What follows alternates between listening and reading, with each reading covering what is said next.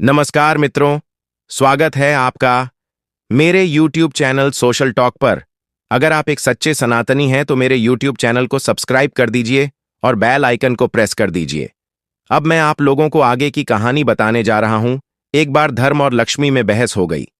धर्म बोले कि मैं बड़ा हूं और लक्ष्मी बोली कि मैं बड़ी हूं। दोनों स्वर्ग के राजा इंद्र के पास गए। इंद्र ने पूछा, आप दोनों आज अचानक मेरे पास कैसे आए हो? तब धर्म और लक्ष्मी ने अपनी बात इंद्र के सामने रखी। लक्ष्मी ने कहा, देवराज, मैं सबसे बड़ी हूं, क्योंकि बिना लक्ष्मी के जीवन का कोई मूल्य नहीं होता। धर्म ने कहा कि हे देवेंद्र, बिना धर्म के भी जीवन का कोई औचित्य नहीं रहता। इसीलिए हम चाहते हैं कि आप हमारा न्याय करें और बताएं हम दोनों में कौन सर्वश्रेष्ठ है। देवराज इंद्र धर्म संकट में आ गए। उन्होंने सोचा कि मैं कैसे यह बताऊं कि कौन सबसे सर्वश्रेष्ठ है। यदि मैंने लक्ष्मी को सर्वश्रेष्ठ बता दिया तो मैं धर्म से चला जाऊंगा, और यदि मैंने धर्म को सर्वश्रेष्ठ बता दिया तो मैं लक्ष्मी विहीन हो जाऊंगा। उन्होंने बहुत सोचा, पर कुछ हल उनके दिमाग में नहीं आया। आखिर में उन्होंने दोनों को कहा कि मुझसे भी ज्यादा न्यायप्रिय धरती पर एक राजा है। उसका नाम विक्रमादित्य है। आप दोनों उसके पास जाओ और उससे अपना न्याय करवाओ। वह आप दोनों का न्याय बड़ी सरलता से कर देगा। लक्ष्मी और धर्म दोनों पृथ्वी लोक पर आ गए। दोनों राजा विक्रमादित्य के पास पहुंचे और बोले, हे राजन, आप हमारा न्याय करें। करें। राजा विक्रमादित्य बोले, ठीक है, पहले आप दोनों अपना अपना किस्सा मुझे सुनाओ। फिर मैं दोनों का किस्सा सुनकर यह बताने में समर्थ हो जाऊंगा कि कौन आप दोनों में सर्वश्रेष्ठ कौन है। लक्ष्मी और धर्म ने अपनी अपनी बात राजा विक्रमादित्य के सामने रखी और लक्ष्मी बोली कि हे राजन, यदि मनुष्य के पास मैं ना रहूं तो उसका जीवन अर्थहीन हो जाएगा, इसलिए मैं खुद को बड़ी बता रही हूं। तभी धर्म बोला, हे राजन, बिना लक्ष्मी के तो जीवन चल सकता है, पर धर्महीन होने के बाद मनुष्य के जीवन का अर्थ समाप्त हो जाएगा। इसलिए हे राजन, आप हम दोनों का न्याय करें और बताएं कि हम दोनों में कौन श्रेष्ठ है। राजा विक्रमादित्य बहुत विद्वान थे। वह समझ गए कि यह एक अत्यंत कठिन न्याय है। यदि मैंने लक्ष्मी को बड़ा बता दिया तो मैं धर्म से विरक्त हो जाऊं, और यदि मैंने धर्म को बड़ा बता दिया तो लक्ष्मी मुझसे रूठ जाएंगी। उन्होंने कुछ देर तक सोचा और निर्णय लिया कि यदि धर्म चला गया तो समझो सब कुछ चला जाएगा। इसलिए मैं धर्म को ही सर्वश्रेष्ठ बताऊंगा। आखिर में उन्होंने दोनों को कहा कि मेरे ज्ञान के अनुसार धर्म ही सबसे महान है। धर्म के बिना जीवन का कोई भी अर्थ नहीं रह जाता है। लक्ष्मी एक बार को ना भी रही तो काम चल जाएगा। राजा विक्रमादित्य के इस न्याय से लक्ष्मी जी उन पर क्रोधित हो गई और उनका सारा राज्य और धन वैभव सब गायब कर दिया। विक्रमादित्य रातों रात भिखारी हो गए और वहां से चलकर एक नदी के पास आए। सोचा, चलो नदी से कुछ मछलियां पकड़ी जाएं। उन्होंने नदी से कुछ मछलियां पकड़ी, फिर उन्हें भूनकर नदी के किनारे रख दिया ताकि स्नान के उपरांत मैं इन मछलियों को खाऊंगा। लेकिन जैसे ही वह नहाकर बाहर आए तो देखा सारी मछलियां जिंदा होकर जल में कूद गईं। वह समझ गए कि यह सब लक्ष्मी के क्रोध के कारण हुआ है। वह कुछ नहीं बोले। भूखे ही वह अपनी बहन के यहां चल पड़े। उनकी बहन को वहां के लोगों ने बताया कि तुम्हारा भाई विक्रमादित्य तुमसे मिलने आ रहा है। बहन ने पूछा कि भाई कैसे आ रहा है? लोगों ने बताया कि वह फटे हाल वस्त्रों में पैदल आ रहा है। उन्होंने कहा कि उसे घोड़ों के अस्तबल में ठहरने को कहो। विक्रमादित्य को घोड़ों के अस्तबल में ठहराया गया और खाने के लिए उन्हें छोकर की रोटी दी गई। वह समझ गए थे कि यह लक्ष्मी के नाराजगी का असर है, इसलिए उन्होंने वहीं जमीन में गड्ढा खोदकर वह रोटियां गाड़ दीं और बोले कि हे धरती मां, मैं जब दोबारा यहां आऊंगा तो आप यह रोटी इसी स्थिति में संभाल कर रखना। फिर वह किसी को बताए बिना वहां से रवाना हो गए। अगले दिन सुबह वह अपने एक मित्र के पास पहुंचे। मित्र ने उनका बहुत स्वागत किया। खाने के लिए उनको तरह तरह के व्यंजन परोसे गए। जब राजा विक्रमादित्य खाना खाने बैठे तो उन्होंने देखा कि खूंटी पर टंगा 9 लाखा हार खूंटी निगल रही है। वह समझ गए कि यह भी लक्ष्मी की एक चाल है, इसलिए उन्होंने अपनी सफाई में कुछ भी नहीं कहा। मित्र जानता था कि विक्रमादित्य ऐसा नहीं कर सकते, पर उसकी पत्नी ने विक्रमादित्य पर अभियोग लगा दिया कि उनका हार विक्रमादित्य ने ही चुराया है।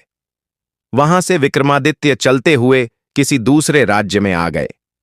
चलते चलते थक जाने के कारण उन्होंने सोचा कि क्यों ना किसी वृक्ष के नीचे थोड़ी देर सो लिया जाए।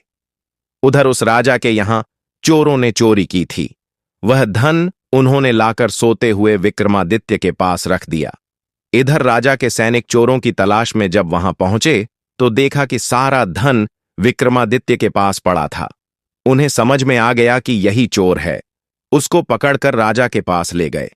राजा ने पूछा कि क्या तुमने ही यह धन चुराया है? विक्रमादित्य ने कहा, राजन, यह धन मैंने नहीं चुराया है, पर उनको अपनी बात की सत्यता को सिद्ध करने के लिए कोई साक्ष्य नहीं था। इसीलिए राजा ने सजा के रूप में उनके दोनों हाथ पांव कटवाने का हुक्म दिया। सैनिकों ने उनके दोनों हाथ पांव काट दिए और बाजार के बीचों बीच उन्हें फेंक दिया। साथ ही उनके पास एक जूता रख दिया गया और वहां लिख दिया कि जो भी उधर से गुजरे उन्हें 5 जूता अवश्य मारे। जो भी राही वहां से गुजरता उन्हें 5 जूते अवश्य मारता। एक बार उस राज्य का एक तेल निकालने वाला तेली उस राह से गुजरा जहां पर राजा विक्रमादित्य घायल अवस्था में पड़े थे। राजा ने उससे कहा कि हे मित्र, मेरे गांव पर मक्खियां बैठ रही हैं जो मुझे पीड़ा पहुंचा रही हैं। इसीलिए यदि तुम मुझे थोड़ा सा तेल लगा दो तो तुम्हारा बहुत ही उपकार होगा। तेली हंसा और बोला, एक तो मैं तुम्हें जूते की सजा नहीं दे रहा हूं और ऊपर से तुम मुझसे तेल की आशा करते हो। राजन ने उनसे प्रार्थना की। वह एक दयालु व्यक्ति था। उसने थोड़ा सा तेल उनके घाव पर लगा दिया। उस दिन जब वह तेल बेचने गया तो उसका तेल शाम तक बेचने के बाद भी उतना का ही उतना रहा। उसे बड़ा आश्चर्य हुआ कि आज ऐसा क्या हुआ कि मेरे घट का तेल चुक ही नहीं रहा है। उसके समझ में आ गया कि यह सब उस घायल व्यक्ति के कारण हो रहा है। वह कोई देव आत्मा तो नहीं। तेली जब घर पहुंचा तो बहुत प्रसन्न था। उसकी पत्नी ने प्रसन्नता का कारण पूछा। उसने सारी बात विस्तार से बता दी। बोला, वह व्यक्ति कोई दिव्य आत्मा है। पत्नी ने यह बात सुनते ही कहा कि आप किसी प्रकार उस व्यक्ति को अपने घर ले आओ। वैसे भी हमारे कोई संतान नहीं है, इसी बहाने हमें संतान सुख भी प्राप्त हो जाएगा। लेकिन राजा से पूछे बगैर हम उसे ला भी नहीं सकते, इसलिए पहले हम राजा से एक बार अवश्य इस संदर्भ में बात करेंगे। पत्नी ने अपनी तेली को समझाया। वह बोली, आप कल सुबह जाकर राजा से बात कर लो, अब देरी करना उचित नहीं है। फिर तेली अगले दिन प्रातःकाल वह राजा से मिलने पहुंच गया। राजा ने आने का कारण पूछा तो वह बोला, मालिक, यदि आप आज्ञा दें तो मैं उस लूले लंगड़े व्यक्ति को अपने घर ले जाऊं। हमारे कोई संतान नहीं है, इसीलिए हमारी इच्छा है कि हम उसको अपने साथ रखकर संतान सुख प्राप्त करें। राजा कुछ देर सोचता रहा, फिर बोला, वैसे भी वह व्यक्ति हमारे लिए किसी काम का नहीं है, इसलिए तुम उसको अपने घर ले जा सकते हो। राजा की आज्ञा मिलते ही वह विक्रमादित्य को अपने घर ले आया।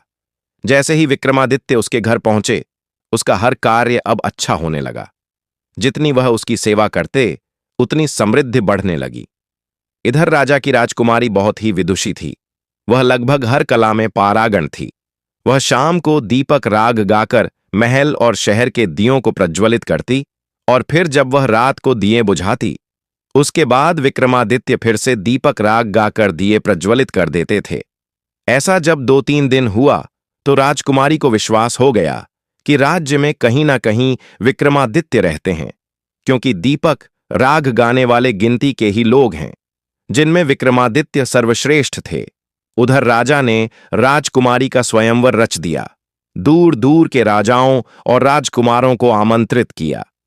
जिस दिन स्वयंवर था उस दिन विक्रमादित्य ने तेली से कहा कि हे पिताश्री, मैं भी स्वयंवर देखना चाहता हूं, इसलिए आपसे प्रार्थना है कि मुझे उस स्थल पर लेकर चले। तेली ने समझाया कि तुम चल फिर नहीं सकते तो बताओ, कहीं तुम्हें कोई चोट ना लग जाए। लेकिन जब विक्रमादित्य हठ पर अंग गए तो वह ले जाने को राजी हो गया। बोला, कल्प प्रातः मैं तुम्हें स्वयंवर दिखाने ले चलूंगा। थोड़ी देर बाद राजा के यहां से यह संदेश आ गया कि उन्हें 100 गंगा तेल सुबह तक चाहिए। तेली ने कहा, भाई, यह कैसे संभव हो सकता है? यह तो बहुत ज्यादा है। वह बोला, मैं कुछ भी नहीं जानता। राजा के आदेश से आपको यह कार्य करना होगा, वरना आप सजा के लिए तैयार हो जाओ। तेली बहुत ज्यादा तनाव में आ गया। यह तो असंभव कार्य था। वह बहुत दुखी था। तभी विक्रमादित्य ने पूछा कि पिताश्री, आप इतना चिंतित क्यों हैं? तेली ने अपनी चिंता का कारण बताया। विक्रमादित्य ने कहा कि आप उनसे 100 घड़ा मंगवा लें और चिंता ना करें। मुझ पर विश्वास करें, कल हम उन्हें 100 घट तेल अवश्य दे देंगे। तेली को विक्रमादित्य की शक्तियों का अंदाजा था। उसने राजा को कहकर 100 घड़ा तेल के लिए मंगवा ली। रात में विक्रमादित्य ने तेली से बोले, अब आप दोनों आराम से सो जाएं। मैं रात में 100 घड़ा तेल निकाल दूंगा। तेली की पत्नी बोली कि बेटे, तेरे हाथ और पांव नहीं है, बता तू कैसे बैलों को चला पाएगा? विक्रमादित्य ने कहा कि मां, तू निश्चिंत होकर सो जा, मैं सब कार्य कर लूंगा। रात में विक्रमादित्य ने 100 घट तेल निकाल दिया। सुबह जब राजा के व्यक्तियों ने देखा तो आश्चर्य से भर गए। तेली और तेलिन दोनों को अब पूर्ण विश्वास हो गया कि यह लंका जरूर कोई देवरूप है, इसलिए अब कोई चिंता नहीं करनी चाहिए। अगले दिन तेली ने विक्रमादित्य को नहला धुलाकर नए वस्त्र पहना दिए, फिर उनको ले जाकर स्वयंवर में दूर बैठा दिया। कुछ समय उपरांत राजा और राजकुमार जब आ गए तो राजकुमारी को चुनाव के लिए भेजा। राजकुमारी ने उन लोगों में से विक्रमादित्य को तलाशना शुरू किया। उन्हें राजाओं में तो कोई भी ऐसा ना दिखाई पा जो विक्रमादित्य जैसा लगे।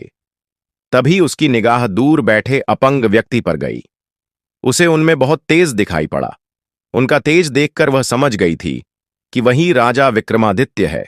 बस फिर क्या, वह माला लेकर उनकी ओर चल पड़ी। पास पहुंचकर माला उनके गले में डाल दी। वह उपस्थित राजा, राजकुमार और सभी राजमहल के लोग आश्चर्यचकित हो गए कि आखिर राजकुमारी ने ऐसा क्यों किया। राजकुमारी के घर के लोगों ने कहा कि लगता है राजकुमारी की तबीयत सही नहीं है, इसीलिए उससे यह गलती हो गई। सबने राजकुमारी को पंखा किया, जल पिलाया और फिर माला लेकर भेजा, पर राजकुमारी फिर माला विक्रमादित्य के गले में डाल दी। वहां उपस्थित जनसूह को लगा कि राजकुमारी का स्वास्थ्य सही नहीं है, इसलिए वह इस प्रकार का व्यवहार कर रही है। इतनी सुंदर राजकुमारी आखिर क्यों एक अपाहिज के गले में माला डाल रही है? आखिर में लोगों के सुझाव से राजकुमारी को दोबारा माला दी गई ताकि वह सही वर का चुनाव कर सके। पर इस बार भी राजकुमारी ने विक्रमादित्य के ही गले में माला डाली। राजकुमारी के इस व्यवहार से वहां आए राजा और राजकुमार क्रोधित हों। राजकुमारी के पिता से बोले, आपकी पुत्री को यदि एक अपाहिज से विवाह करना था तो हम सबको आपने निमंत्रण क्यों भेजा? राजा भी बहुत शर्मिंदा थे, पर क्या करते? सामाजिक रीतियों का पालन करना भी जरूरी था, इसलिए उन्होंने राजकुमारी का विवाह उस अपाहिज के साथ करवा दिया और राजमहल से विदा कर दिया। राजकुमारी राजा विक्रमादित्य के साथ उस तेली के यहां आकर रहने लगी। तेली और उसकी पत्नी इस बात से चिंतित थे कि राजकुमारी आखिर उनके साथ कैसे रह पाएंगी, पर राजकुमारी ने उनकी चिंता को निरर्थक साबित कर दिया। वह उनके साथ सहजता से रहने लगी। एक दिन विक्रमादित्य ने राजकुमारी से कहा कि आज उनका हिरण का मांस खाने का मन है, हिरण को मांग कर ले आए। ऐसा राजकुमारी का मन नहीं था कि वह जाकर भाइयों से कुछ मांगे, पर वह अपने पति की इच्छा का हनन भी नहीं करना चाहती थी, इसलिए मन मारकर वह अपने भाइयों के पास गई। जब उसकी भाभियों ने उसके आने का कारण पूछा तो उसने बता दिया कि उसकी हिरण का मांस खाने की इच्छा है।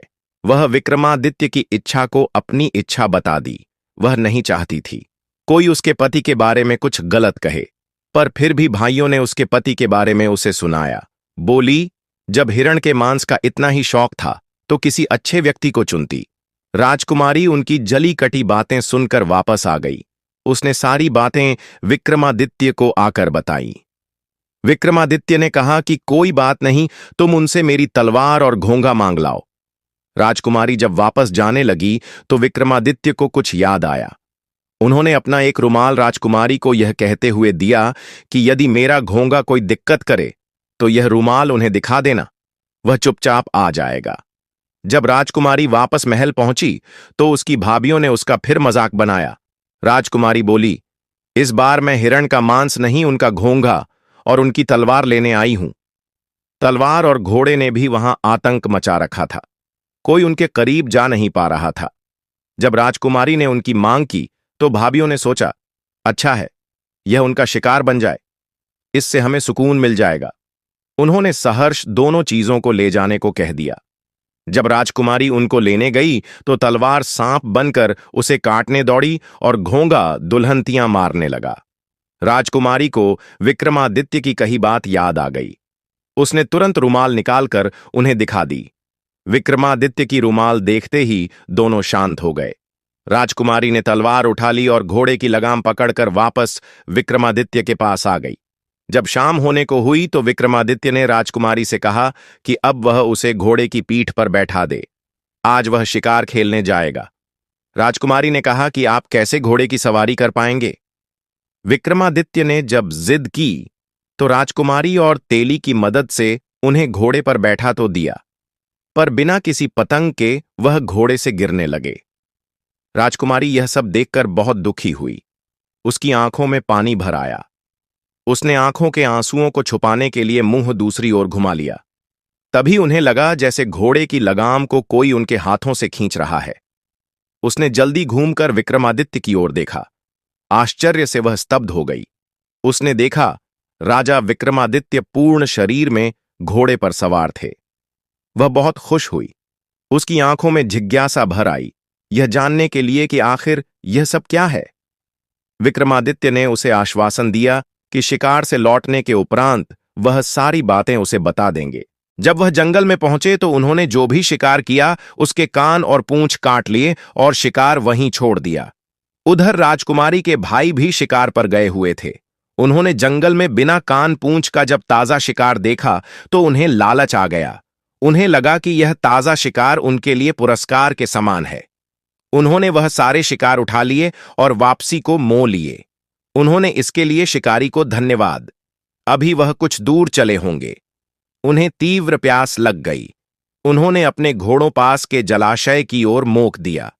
वहां पर जैसे ही उन्होंने जल पीने का प्रयास किया, एक आवाज ने उन्हें जल पीने से रोक दिया। उन्होंने आवाज की दिशा में देखा तो पाया कि एक योगी खड़ा था। एक राजकुमार ने योगी को जल पीने से मना करने का कारण पूछा। योगी बोले, हे राजकुमारों, यहां का जल बिना मेरी अनुमति के कोई दूसरा जीव पी नहीं सकता। पर राजकुमारों का प्यास के कारण बुरा हाल था, इसलिए योगी से जल के लिए अनुनय करने लगे। योगी ने कहा, यदि तुम जल पीना चाहते हो तो उसके लिए तुम्हें अपने कुल्हों पर गर्म सिक्के से दगवाना पड़ेगा। जल के बिना उनकी ग्रीवा शुष्क हो चुकी थी, इसलिए शर्त मानने के अतिरिक्त उनके पास कोई और चारा नहीं था। इसलिए शर्त के अनुसार उन्होंने अपने अपने कुल्हों पर सिक्के से दगवाया। फिर जल पी के वह रवाना हो गए। इधर विक्रमादित्य, जो कि योगी बने हुए थे, अपने निवास स्थान पर लौट आए। घर पहुंचते ही जिज्ञासा से भरे राजकुमारी तेली और उसकी पत्नी उनके चारों तरफ एकत्र हो गए। बोले, हे देवताओं की तरह दिखने वाले, तुम अपना परिचय देकर हमारे भीतर जन्मी इस उत्कंठा का शमन करो। राजा विक्रमादित्य को लगा कि अब इन्हें अंधकार में रखना सही नहीं है। बोले, हे धर्मपिता और माता, मैं राजा विक्रमादित्य हूं। फिर उन्होंने अपनी आपबीती को संक्षेप में उन्हें बताया। जब उन्हें पता चला कि वह विक्रमादित्य है तो उनके चरणों में गिर पड़े और अनजाने में हुए अपराध की क्षमा प्रार्थना करने लगे। राजा विक्रमादित्य ने उन्हें समझाया कि वह उनसे नाराज नहीं है, अपितु उन लोगों ने अपने स्वजनों से ज्यादा अच्छा व्यवहार उनके साथ किया। अगले दिन प्रातः राजा विक्रमादित्य ने राजकुमारी को फिर राजमहल यह कहकर भेजा कि इस बार भी तुम अपने भाइयों से शिकार की मांग करना। यदि अनाकानी करे तो बोलना कि वह अपने उन शिकारों को केवल दिखा भर दे।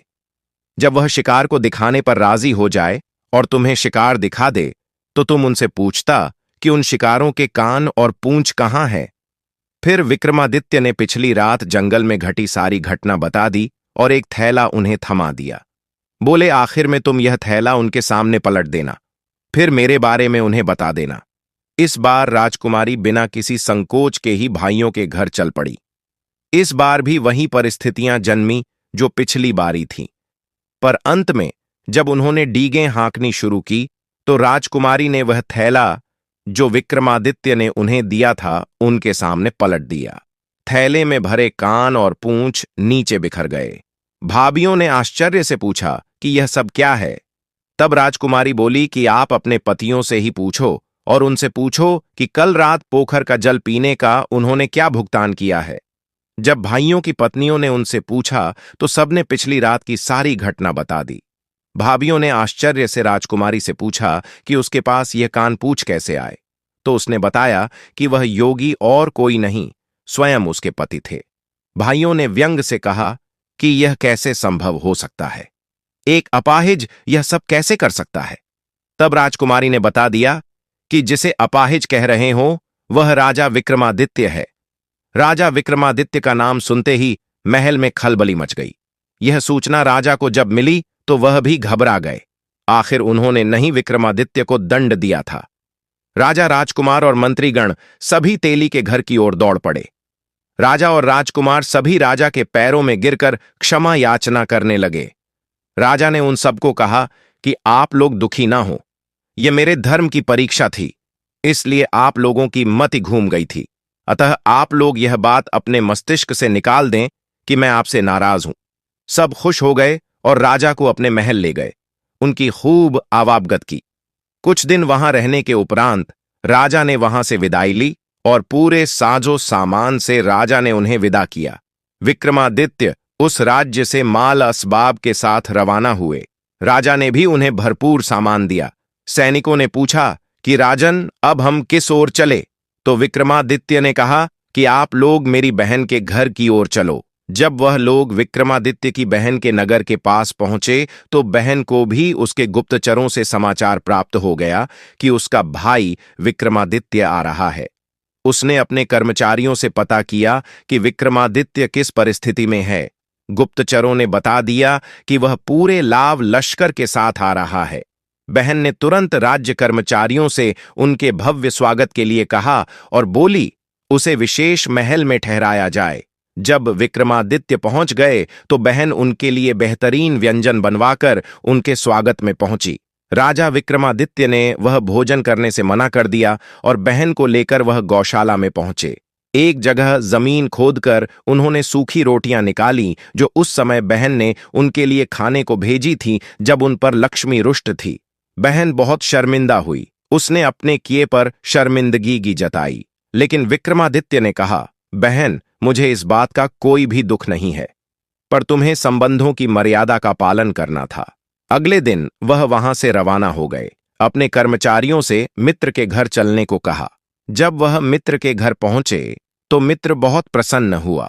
बोला, तुम्हें प्रसन्न देखकर मैं बहुत खुश हूं। तुम्हारी वह विपत्ति टल गई, यह देखकर मन बहुत ही आनंदित हुआ है।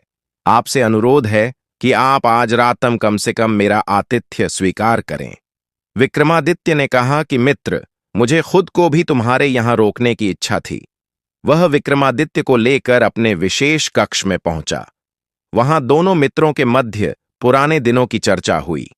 रात को खाने के समय विक्रमादित्य को वहीं भोजन परोसा गया जहां पर खूंटी ने हार निगला था। विक्रमादित्य ने जैसे भोजन करना शुरू किया, खूंटी ने हर निवाले के साथ हार को उगलना शुरू किया। विक्रमादित्य ने जैसे ही भोजन समाप्त किया, रानी का 9 लाख का हार खूंटी पर टंगा दिखाई पड़ा। तभी राजा की निगाह खूंटी पर गई तो वहां उन्हें खोया हुआ 9 लाख हार टंगा दिखा। राजा आश्चर्य से भर उठे। रानी से बोले कि यह कैसी अनोखी घटना है, इस हार की चोरी का इल्जाम तुमने मेरे मित्र विक्रमादित्य पर लगाया था। तब मैंने तुम्हें कहा था कि ऐसा कार्य मेरा मित्र विक्रमादित्य नहीं कर सकता जो दुनिया की तकलीफों को हरता रहता है। क्या वह एक तुच्छ हार के लिए इतना गिर सकता है? जाओ अपना हार ले लो। रानी को अपने अवतारा किए गए कार्य पर बहुत शर्मिंदगी हुई। उसने हाथ जोड़कर विक्रमादित्य से क्षमा मांगी। बोली, हे राजन, मेरी मति को उस समय न जाने क्या हुआ था। मेरे उस अपराध की कोई भी क्षमा नहीं है, पर मैं चाहती हूं कि आप एक बार मुझे माफ करके मेरी पीड़ा को कम कर सकते हैं। तभी विक्रमादित्य ने कहा कि आप लोग ज्यादा दुखी ना हो, वह समय मेरा विपत्ति का था। मुझ पर लक्ष्मी रुष्ट थी, इसलिए वह सारी घटनाएं घटी। फिर उन्होंने वह सारी बातें विस्तार में उनको बताई। फिर अगले दिन अपने राज्य के लिए रवाना हो गए। जब वह अपने राज्य में पहुंचे तो लक्ष्मी नगर के मुख्य विदार पर ही उन्हें मिल गई। बोली, हे राजन, तुम सही थे और मैं गलत थी, इसीलिए मैंने तुम्हें जो दंड दिए उसके लिए मैं दुखी हूं। क्या पुत्र अपनी माता को क्षमा नहीं कर सकता? विक्रमादित्य लक्ष्मी के पांवों में गिर गए। बोले, हे मां, आप ऐसी बात ना करें। आपकी परीक्षा से मेरा और भी निखार हो गया, इसीलिए मैं आपका आभारी हूं। विक्रमादित्य के विनम्रता से मां लक्ष्मी बहुत ही प्रसन्न हुई। बोली, हे विक्रमादित्य, मेरा तुमको आशीर्वाद है। जब तक दुनिया रहेगी लोग तुम्हें नहीं भूल पाएंगे। आशीर्वाद देकर मां लक्ष्मी अंतर्ध्य हो गई। राजा अपने नगर में पहुंचकर सुख से जीवन व्यतीत करने लगे।